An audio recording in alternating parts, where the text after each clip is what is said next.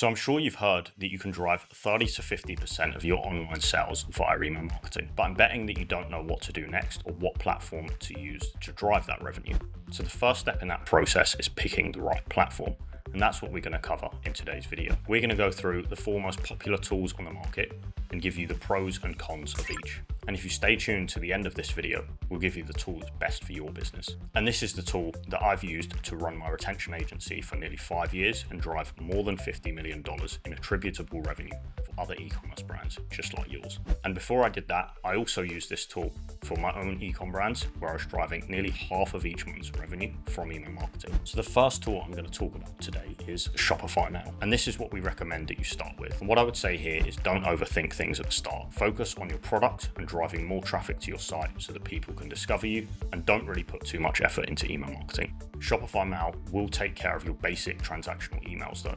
Things like giving people information about the product and letting people know when their order's coming. You can also set up some basic automations here, like an abandoned cart flow, and send campaigns every so often. When you're getting started, I would really lean into the founder angle here.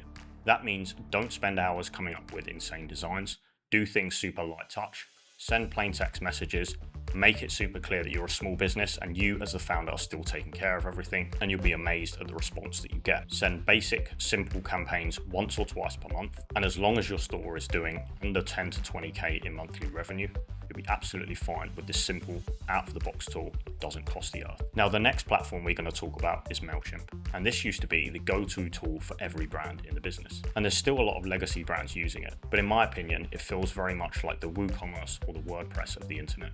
It's super clunky and feels very old school. To be fair, they are trying to modernize. So they've recently built out better systems around segmentation and also recreated their drag and drop builder so that it is easier to create campaigns. They've also gone on an acquisition spree, acquiring companies like Amt that are a really impressive pop-up builder.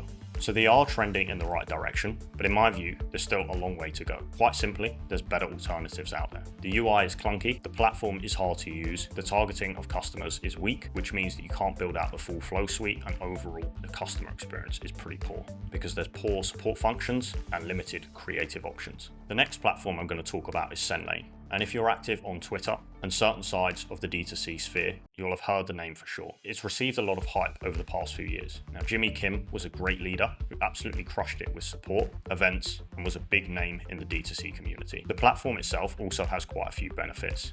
It's well priced and is a unified offering, which means that under one roof you can do email, SMS, reviews, and so much more. However, there's been a number of issues and controversy over the past few months about SendLane. They messed up pretty badly over the Black Friday period with a number of outages, which meant that the site was down and emails just weren't getting sent. And over a weekend where typically brands are driving, 20, 30, 40% even of annual revenue, that's just not acceptable. And more recently, key people like Jimmy have left the business, and some of the influencers that we've seen in the D2C space that push the platform aren't even using it on their own brands. Now, overall, the business just feels a bit rudderless at the minute, and someone needs to come in and lead the ship with a firm hand and take things to the next level. And that brings us to the final platform, and our platform of choice, and that's Klaviyo. Now, it is expensive, and there are a few issues with it, which we'll come on to in a minute, but overall, it's just the gold standard in e-commerce email marketing, and that's why it's the most used platform. It has the most integrations, which means the apps that you can integrate it to help other parts of your retention or customer journey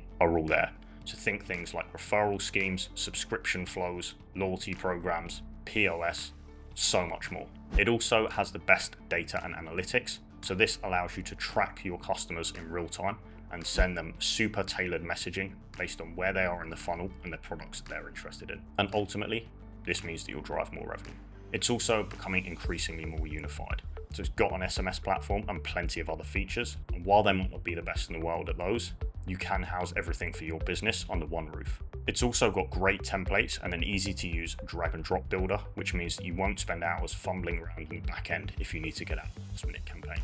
Now, Klaviyo has also been a big and early adopter of AI, especially compared to the other email platforms.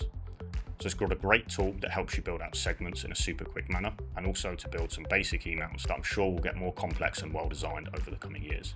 It's also got a strong product feature roadmap, which means that they're always coming out with new updates. And as at the time of recording this at the end of February, they've just come out with a bunch of new features which I'll be covering in a separate video sometime soon. Some people would say that they're getting complacent, and it does look like they are starting to abuse their monopoly power. So they've recently come out with a massive pricing update that for brands that don't take action, they could be looking at doubling their bill. We're also seeing increasingly longer contact times with their support team, but in my opinion, they're so far ahead that even with these minor detractions, they're still the best gold standard platform out there. Now, in the past 5 years, we've driven more than $50 million in attributable revenue from email platforms, and the majority of it has come from Klaviyo. And I honestly don't think we could have done it with any other platform, and that's why it's our go-to. So that brings us to the end of this video. And if you found this useful, please consider hitting the like button and subscribing to the channel for more email marketing updates like this one.